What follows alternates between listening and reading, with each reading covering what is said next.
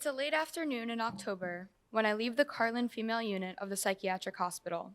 The wind and the sun are strong, as if the elements are in competition, trying to outdo each other. I climb into the back seat of my parents' car, and my mom asks me where I'd like to eat. IHOP, I say.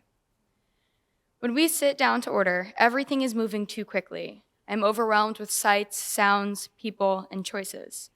I imagine it's like when you buy a goldfish from a store, and you have to leave it in the plastic bag so that it can get used to the new water before you dump it into the new tank. Now that I've left the hospital, there's no thin plastic bag, no reacclimation. The waitress wants to know what I want to order. I open my mouth, but no words come. I point to a picture, chicken and waffles, on the menu. She nods her head and walks away. My parents and I sit and eat in silence. When we get home, I go straight to my room, lay on my bed, and watch TV. It's different now. I can no longer lock my door. I can tell that my parents have looked through my closet and my dressers, my most private things, my underwear, journals, my privacy invaded by the people I trust the most. Well, used to trust the most. For the first time since I left the ward, I felt something, anger and shame. I want everything to go back to normal, the before, the sweet, innocent girl. I don't want this after, the girl who tried to kill herself. I don't want people to feel bad for me, not then, not ever. I don't feel my mental state has improved. I just feel manipulated into believing that now that I did my time at the hospital, I'll see my privilege, know how good I have it compared to other people. I feel I have to be perfect, to act like a happy human, but I'm not a happy human. I am like the moldable clay that kindergarteners play with, a 4-year-old's creation of a monster with 2 heads.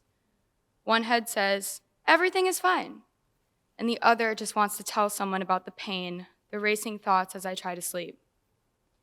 But I have to be sane to save the sanity of my parents who love me, who want so desperately for me to be safe from my own demons. I know I put them through hell. I see the cards and flowers people sent to my family. Hey, here's a casserole. I'm sorry your daughter tried to kill herself. I have to be okay so people don't look at them like they screwed up their kid. They didn't screw up. It's no one's fault. I feel like I have to sacrifice my sadness so they can get back to normal.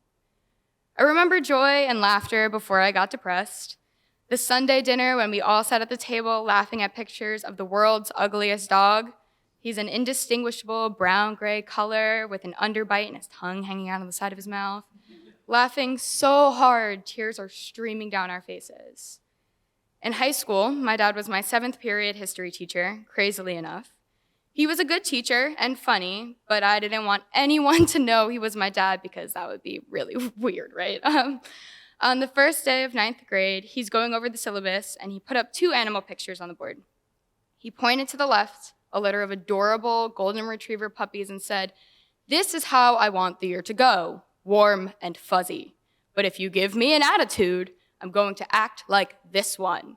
And he pointed to the picture on the right, and it's the world's ugliest dog. Everyone was staring at him like, huh?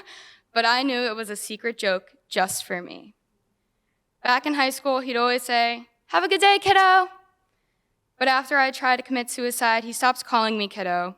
Now he says, "You know I love you, right?"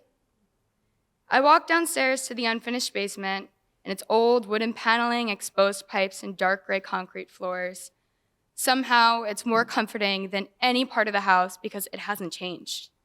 There's a small fridge there where we keep drinks. I want something that isn't nasty, fake-tasting orange liquid from a plastic cup with a pullback lid like they had at the hospital. I reach in and grab a cold, dark blue Gatorade. I twist the lid, and it makes a loud crack as the seal breaks. I'm thirsty, but just as I start to drink, my dad comes sprinting down the stairs screaming. The kind of scream you make when you're scared or in pain. He grabs my arms, knocking the bottle out of my hands. The sugary drink spills everywhere, all over me and the cold concrete floor. We stand there, staring at each other, and I watch him realize his mistake. "Laure, I heard the crack and I thought you were opening a bottle of prescription pills. I thought," he starts to cry. "I just can't lose you again." I run away from him and upstairs to my room, mortified and overwhelmed with guilt. I never wanted to hurt anyone. I just wanted to escape the mind-bending pain, awake all night, every night, dehydrated from crying. I don't feel real. Nothing feels real. I just can't lose you again. But I was never lost, I want to say. I was always here. Learning to be okay didn't happen overnight, and it didn't start right away.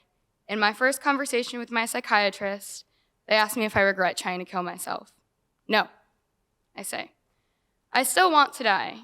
My mom gasps and runs out of the room. I know it's painful for her, but it's also the rawest I have ever been, and the first time I'm honest with anyone about being depressed. But I continue going to therapy for the next 2.5 years, where I learned that while, yes, I love my parents, and I know they love me, this journey is mine alone. I can pretend I'm okay and continue to hate my existence, or I can say screw it and find out what makes me happy. So for the first time, I learned to choose myself. My happiness and healing is rooted in me being okay. Not my parents, not my friends, not anyone but me. Depression is an everyday battle. There are still days when all I want to do is lay in bed and cry, but I always get up because I have to keep fighting. And for one of the first times ever, I can honestly say I'm happy.